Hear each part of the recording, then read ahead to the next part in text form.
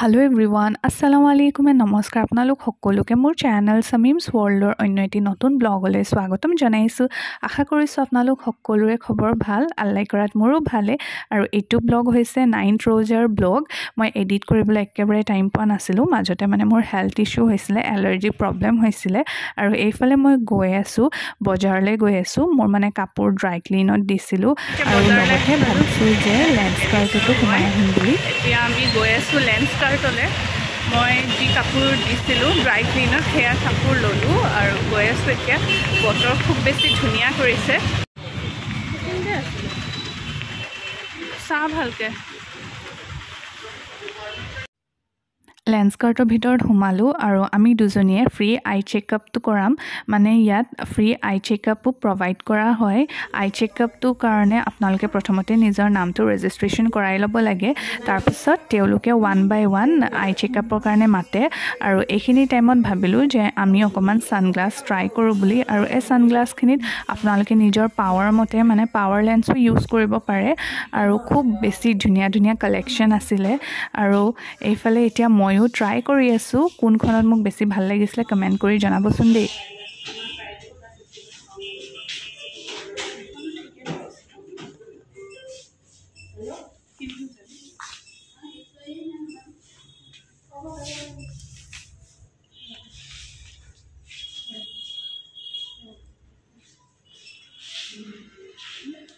এখন মিলিছে কাপোৰযোৰৰ লগত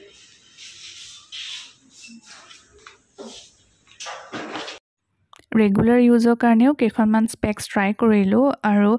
লেন্সকাৰ্টৰ পৰা ললে মানে অনলাইন ললে বেছি সুবিধা হয় অফলাইনতকে আৰু তাৰ পিছত আহিলো আমি টেষ্টি ট্ৰিটত ভাবিলো ইফতাৰৰ কাৰণে কিবা এটা মিঠাই লৈ যাওঁ বুলি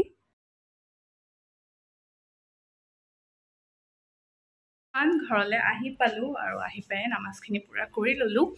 আৰু এতিয়া 4:30 মান বাজিছে অলপ দেৰিকে আপোনালোকক লগ পাইছো আৰু অথনি ধুনীয়াকে চেকআপ কৰিলো আৰু আপোনালোকেও কৰাব পাৰে যিসকল ডিব্ৰুগড়ৰ হয় আপোনালোকেও লেন্সকাৰ্টত গৈ ফ্ৰী আই চেকআপ কৰাব পাৰে আৰু মোৰ মানে পাৱাৰটো অলপ বাঢ়িছে তাকে আকৌ নতুন এখন চশমা ল'ব লাগিব মানে কেবা দিনৰ পৰা মোৰ মূৰৰ বিষ হৈ আছিল আৰু লগতে এলিছৰ পাৱাৰ বাঢ়িছে আৰু মানে 6 মান্থছৰ মূৰে এনেও আমি চকুৰ চেকআপ কৰাই থাকিব লাগে আজিৰ ইফতাৰ একদম সিম্পল আছে দেখাম বাৰু আপোনালোকক কি আছে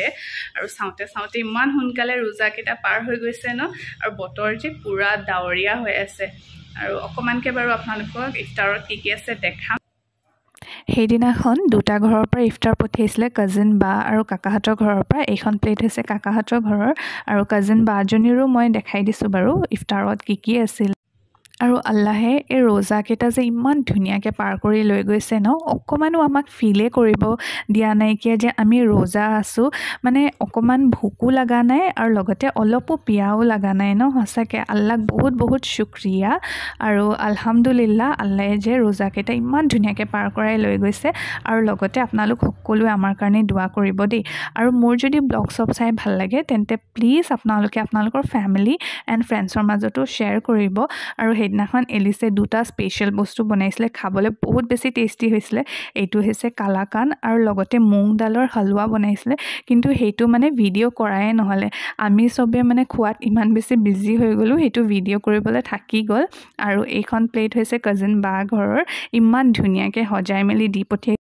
যেতিয়া প্লেটখন কালাৰফুল হৈ থাকে তেতিয়া কিছুমান মানে এনেকুৱা নোখোৱা বস্তু খাবলৈ মন যায় ন টেষ্ট কৰিব মন যায় আৰু খুব বেছি ধুনীয়াকে তাই এনেকৈ সজাই পৰাই প্লেটখন দি পঠিয়াইছিলে আৰু ইফতাৰ কৰাৰ পিছত মই প্ৰায়ে মানে এই টিকলুটোৰ লগত খেলো আমাৰ ঘৰৰ ওচৰৰ ভণ্টি এজনীৰ হয় ইমানে বেছি কিউট হয় ন পোৱালিটো খুব বেছি মৰম লগা হয় আৰু এনেকৈ ব্লগটো সামৰিলো কেনেকুৱা লাগিলে প্লিজ কমেন্ট কৰি জনাব আৰু এটা কথা আজি যদি মোৰ চেনেলত কোনোবা নতুনকৈ আহিছে তেন্তে প্লিজ মোৰ চেনেলটো লাইক শেয়াৰ আৰু লগতে সাবস্ক্ৰাইব কৰি দিব